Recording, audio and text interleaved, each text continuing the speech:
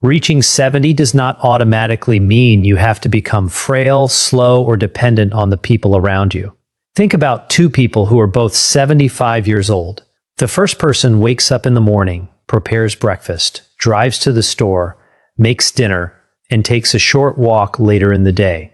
Maybe they are not moving as quickly as they did when they were 50, but they are still able to manage their daily routine and enjoy life independently. Now think about another person who is also 75. For them, simply getting out of bed feels difficult. Rising from a chair takes more effort than it used to. Walking from one side of the house to the other can make their legs feel tired. Slowly, they start needing help with tasks they once handled on their own. Same age, but two completely different lives. So why does this happen? Genetics and medical conditions certainly play an important role, but they are not the entire story. The things you repeatedly do every day matter as well. Most harmful habits do not suddenly make you feel different from one day to the next. Instead, the changes often happen gradually. A little less energy, a little more weakness, a little more difficulty moving comfortably. Then, after months or even years, those small changes may become much harder to overlook. In this video, we're going to discuss 5 common habits that could quietly affect your health after the age of 70. And make sure you pay very close attention to habit number 5. A surprisingly large number of older adults may be doing it without realizing how serious the long-term effects can become. I truly want you to continue living healthy, strong, and independent for as long as possible. So stay with me until the end and discover what these 5 habits are. And after we cover all 5, I'm also going to share 3 simple things you can begin doing as early as tomorrow. Nothing difficult, nothing expensive. Just small changes that can easily fit into an ordinary day. Before we begin, tell me something in the comments. How old are you, and what part of the world are you watching from today? It's always amazing to see just how far this community reaches. And if you're visiting our channel for the first time, consider subscribing. We share simple and practical information designed to help you stay healthier, stronger, and more independent as you get older. Now let's begin with habit number 1. Sitting for too long. After the age of 70, sitting can easily take up a huge part of your day. You sit while eating breakfast, you sit while reading, or you sit while watching television, you sit while speaking on the phone, and you may sit again while relaxing after a meal. None of those activities seem dangerous by themselves. The problem begins when you remain in the same position for long periods without getting up and moving. Consider Robert, who is 74 years old. Every morning, Robert walks around his neighborhood for about 30 minutes. Because of that daily walk, he believes he has done enough exercise for the entire day. But once he returns home, he sits down for breakfast. After that, he watches television for 2 hours. He sits again after lunch, and later he spends most of the evening relaxing in his favorite chair. So, although Robert takes a walk every morning, the majority of his day is still spent sitting. And one short period of exercise cannot completely erase the effects of sitting still for many hours. When you remain seated for long periods, the muscles in your legs are barely being used. Blood circulation may slow down, and your body may not manage blood sugar as efficiently as it does when you're active. Over time, excessive sitting may also contribute to inflammation and other health concerns. But after 70, there is another issue that deserves special attention: loss of mobility. Your legs need regular work in order to remain strong and useful. If you rarely ask your muscles to stand, push, carry, climb, or support your body, they may gradually become weaker. At first, the change may seem small. Perhaps standing up from your chair starts feeling slightly more difficult. Then stairs may become more exhausting. Eventually, you may begin avoiding longer walks. You may ask another person to carry groceries or handle tasks that once felt easy. This is one of the ways independence can slowly become harder to maintain. And here's something important to understand. The problem is not only the total number of hours you spend sitting, it also matters how long you remain seated without getting up at all. Fortunately, the solution can be very simple. About every 30 minutes, try to stand and move for a minute or two. Walk into the kitchen, stretch your arms, rotate your ankles, take a short walk around the room before sitting down again. And when it is safe for you, give your muscles a little resistance as well. Stand up from a sturdy chair several times. Press gently against a wall. Carry a light grocery bag. These basic movements ask your muscles to work in ways that ordinary walking may not. You don't need to join a gym. You don't need an exhausting workout. You simply need to remind your body to keep moving throughout the entire day. So continue taking your morning walk. That is still a healthy habit. But don't spend the following 8 or 10 hours sitting completely still. Get up regularly. Even a few steps can help keep movement and independence part of your life after 70. But don't stop watching here. Habit number 2 may sound like something that is supposed to protect your health, but when it is not managed properly, it can sometimes create problems instead. Habit number 2 is taking several medications without having the entire list reviewed regularly. First, I want to make something very clear. This does not mean you should ever stop taking medication on your own. Many medications are extremely important and may be protecting your health every day. The issue is something different. As people grow older, it becomes increasingly common to take multiple medications at the same time. Doctors often refer to this as polypharmacy. Imagine Susan, who is 78. She takes one medication for high blood pressure. Another medication helps control diabetes. She uses another for joint pain, and she has one more medication to help her sleep. She also takes vitamins and 2 supplements she started using several years ago. Every one of these products may have been added for a specific reason, but there is one possible problem. Susan's heart doctor focuses mainly on her heart. Another doctor manages her diabetes. A third doctor treats her joint pain. Over time, more medications get added to her routine, but nobody has recently reviewed everything together. That is where trouble can sometimes begin. One medication may cause sleepiness. Another may lower blood pressure. A different one may cause dizziness or blurry vision. Individually, those side effects may appear minor, but when several occur at the same time, they may become much more significant.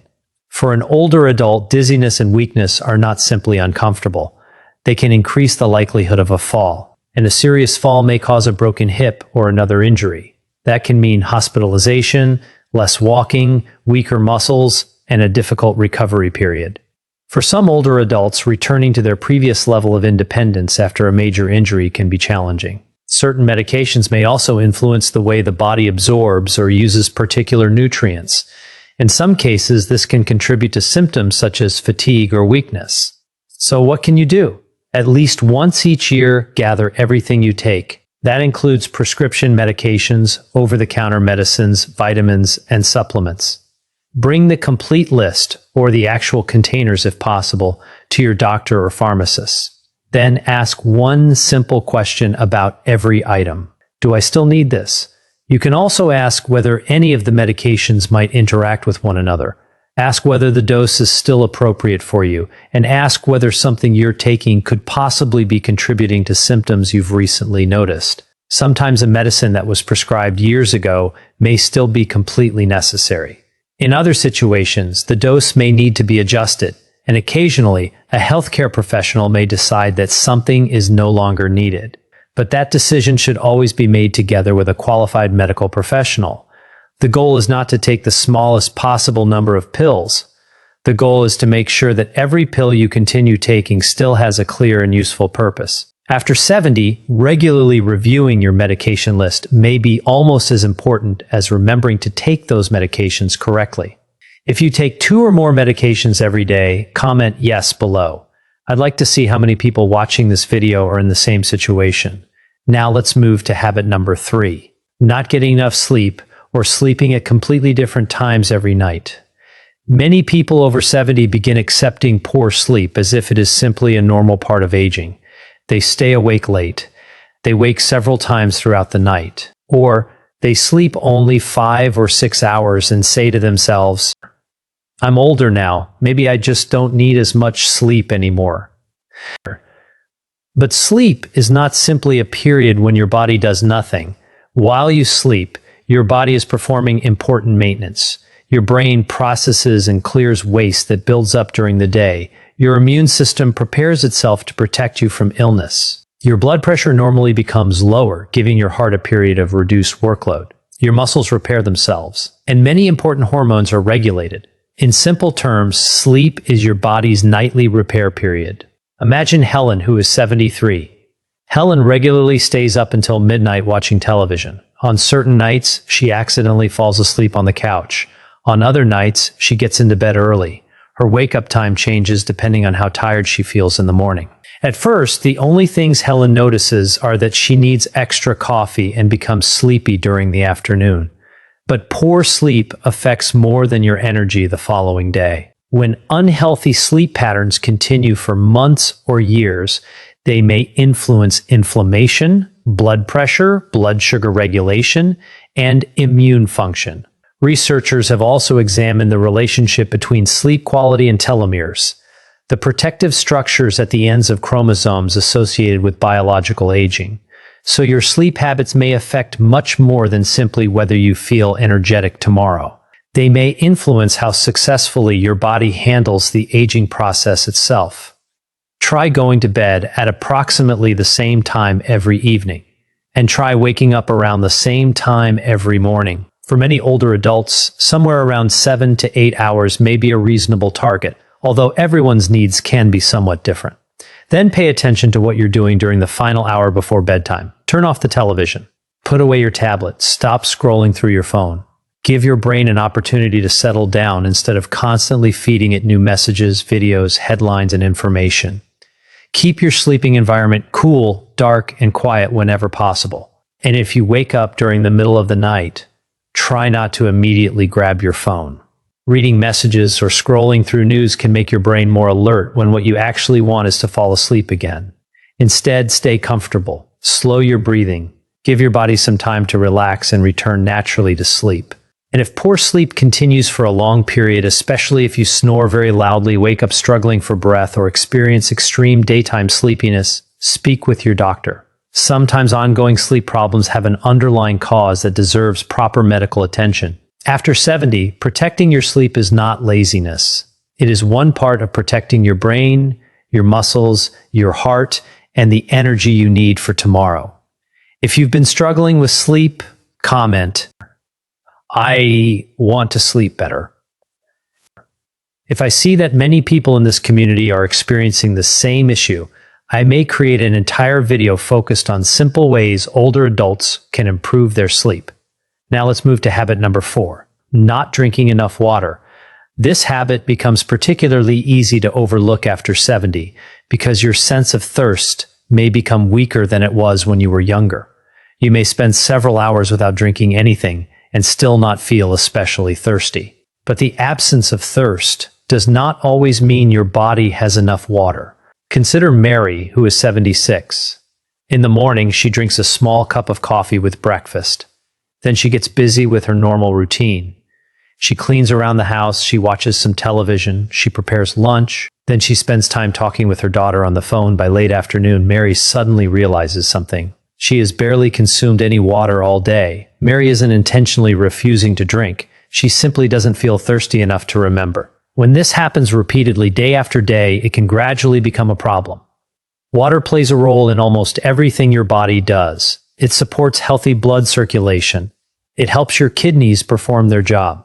It contributes to controlling body temperature, and it supports the normal function of many tissues throughout your body. When you don't have enough fluid, your blood can become more concentrated.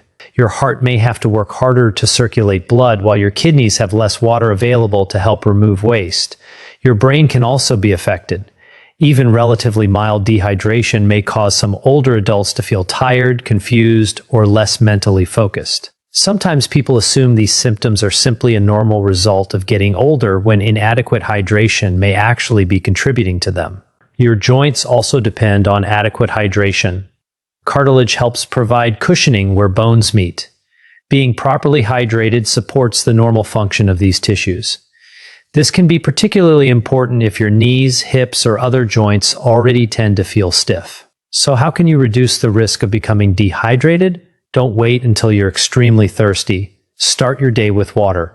After waking up, drink a glass. That gives you an easy first step before you become distracted by everything else happening during the day. Then keep water somewhere visible. Place a bottle near the chair where you usually sit. Leave a glass or bottle on the kitchen table. When water is easy to see and easy to reach, you're more likely to remember to drink regularly. You can also receive some fluid from the foods you eat. Foods such as cucumber, watermelon, oranges, soups, and other water-rich options can contribute to your daily fluid intake. And when you use the bathroom, take a quick look at the color of your urine. Pale yellow urine often suggests you're reasonably hydrated. Darker urine can sometimes be a simple reminder that your body may need additional fluids. There is one important exception. Some people with kidney disease, heart problems, or other medical conditions may have been specifically told by their doctor to limit fluids. If your healthcare provider has given you special instructions, follow those instructions rather than simply increasing your water intake. For everyone else, remember the main message: do not depend entirely on thirst to remind you to drink.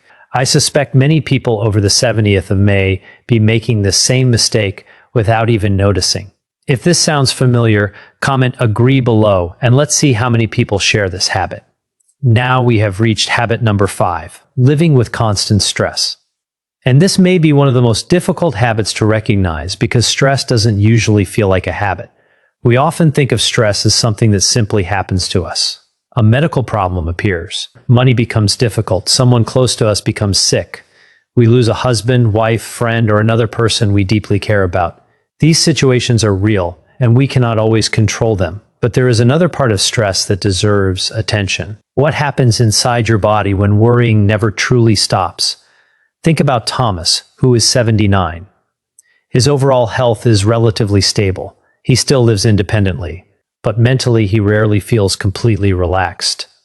In the morning, he worries about his next medical appointment. During the afternoon, his thoughts move toward money. At night, he wonders how much longer he will be able to continue living on his own. He worries about eventually becoming a burden on his children. Most days, nothing terrible actually happens, yet his body spends much of the day behaving as though something bad could happen at any moment.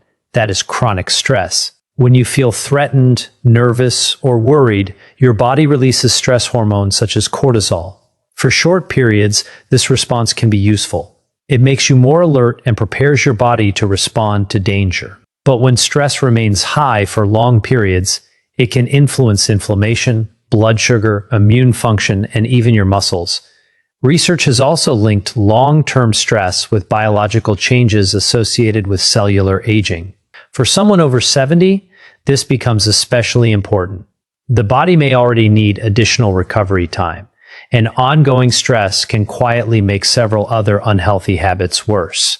When you're worried, you may sleep badly. When you feel lonely, you may spend more time sitting. When you become exhausted, you may stop going outside or visiting people. Stress can slowly influence many different parts of your routine. The answer, however, is not to eliminate every stressful situation from your life. That simply isn't realistic. Instead, try giving your body short periods during which it doesn't have to remain constantly on alert. Take a gentle 10-minute walk. Call someone you genuinely enjoy speaking with. Spend time gardening, read a book, cook something you enjoy, listen to music, work on a hobby that keeps your mind engaged. You can even sit quietly for 2 minutes and focus on breathing slowly. Breathe in gently, then release your breath slowly. The goal is not to magically eliminate every worry in your life. The goal is to remind your nervous system that it does not have to remain in a state of tension every minute of the day. Your concerns may still exist after those 2 minutes, but your body has at least received a short opportunity to recover. And after 70, those small moments of recovery deserve a regular place in your day, just like food, movement, and sleep. Now you know the 5 habits. But understanding what you should avoid is only half of the solution. So don't leave yet. Next, I want to give you 3 simple actions you can begin tomorrow. And the best part is that each of these actions may help address more than one of the habits we've just discussed. Now let's talk about what you can actually do. The first action is this. Include a source of protein with every meal. After 70, preserving your muscle strength becomes increasingly important. But aging creates an additional challenge. As you grow older, your muscles may not respond to protein as strongly as they did earlier in life. This is sometimes called anabolic resistance. In simple terms, your muscles may require a stronger protein signal to help maintain themselves. That is why getting enough protein can matter. But the timing of that protein can matter as well. Many older adults consume very little protein at breakfast. They may have cereal, toast, coffee, perhaps something small. Lunch may also contain very little protein. Then most of their protein is eaten at dinner. A more balanced approach is to spread protein throughout the entire day. You don't necessarily have to measure every gram. One simple method is to include roughly a palm-sized serving of a protein-rich food at breakfast, lunch, and dinner, depending on your individual needs. At breakfast, that may be eggs or Greek yogurt. At lunch, it could be chicken, fish, beans, tofu, or another protein source you enjoy. Then include some protein again at dinner rather than expecting one large evening meal to provide everything your body needs. Nuts can also be an easy addition to a meal or snack. And remember, protein does more than simply help build bigger muscles. Your body also uses protein to support healthy bones. It uses protein to make antibodies used by your immune system. Protein helps repair tissues, and it contributes to the production of hormones and many other substances your body requires each day. After 70, maintaining muscle supports something particularly valuable: your independence. Strong legs make it easier to rise from a chair. Strong hips can help you walk with greater confidence. Having enough strength makes stairs easier. Shopping becomes easier. Carrying groceries becomes easier. And many other ordinary activities remain more manageable. So tomorrow morning, start by looking at your breakfast. Ask yourself one question: where is my protein? Then ask yourself the same question at lunch, and again at dinner. You don't need to purchase expensive protein products or completely redesign your diet. Start with normal foods you already like and simply spread your protein intake more evenly across your day. If you have kidney disease or another medical condition that requires you to limit protein, follow the recommendations given by your doctor or dietitian. But for everyone else, remember this simple principle: don't leave almost all of your protein until dinner. Give your body some protein in the morning, some during the middle of the day, and some again in the evening. Now let's move to the second action, and this might be the easiest one of all. Every 30 minutes, stand up, that's all. Here's how simple the routine can be. Sit for approximately 30 minutes, then get up. Stretch your body, take several steps, and sit down again. Even 1 or 2 minutes of movement can help interrupt a long period of sitting. If you're watching television, stand during a commercial break or between programs. If someone calls you, try standing while you talk. If you've been reading for a while, put your book down and walk around the room for a minute.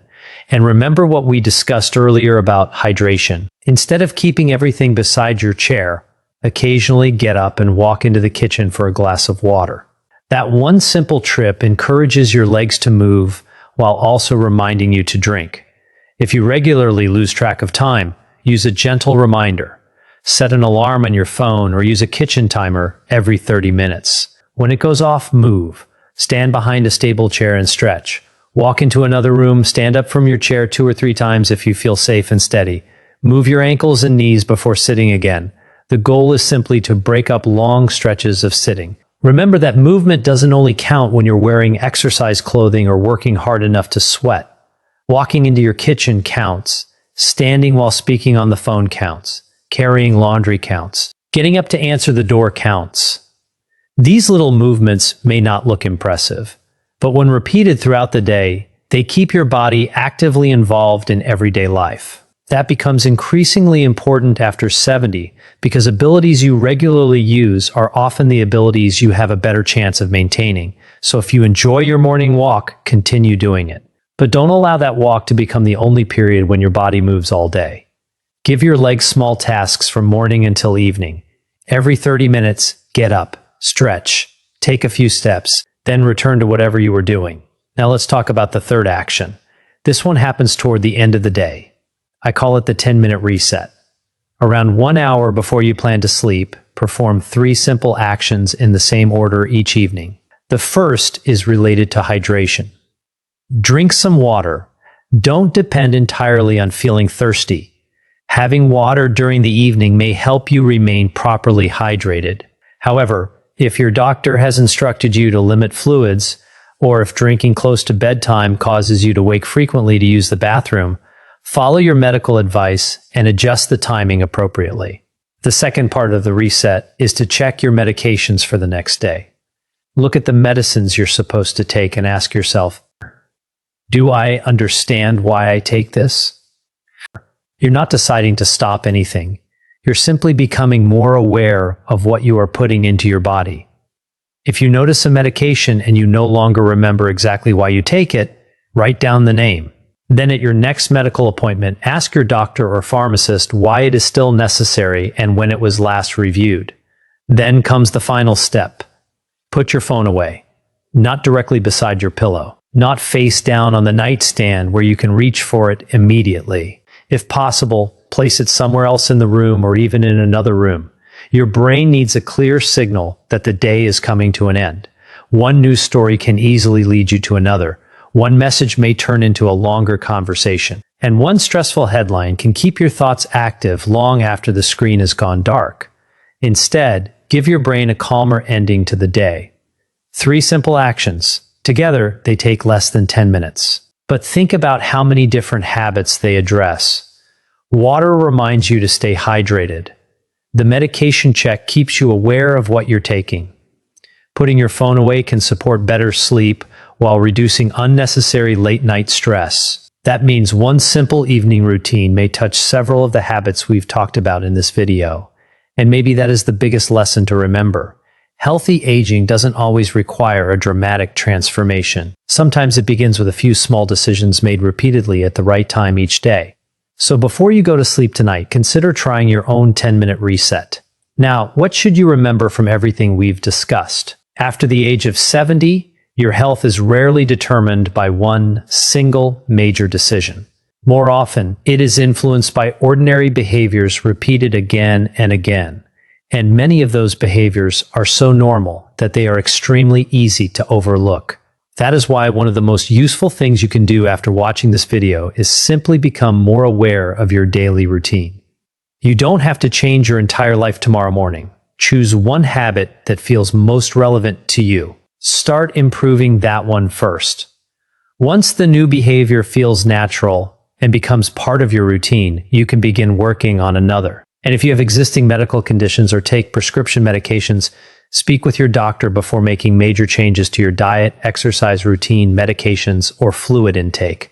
General health information should never replace medical advice that is specific to your individual situation. Most importantly, don't criticize yourself simply because you've followed certain habits for many years. The purpose of learning about these habits isn't to make you feel guilty. It's simply to help you recognize which parts of your routine might deserve more attention. As you grow older, your daily habits should support the kind of life you want to continue living. Simple, practical, sustainable. That is the goal. If you found this video helpful, share it with someone over the age of 70 who might benefit from hearing this information. And before you leave, tell me in the comments, which of the 5 habits we discussed today surprised you the most?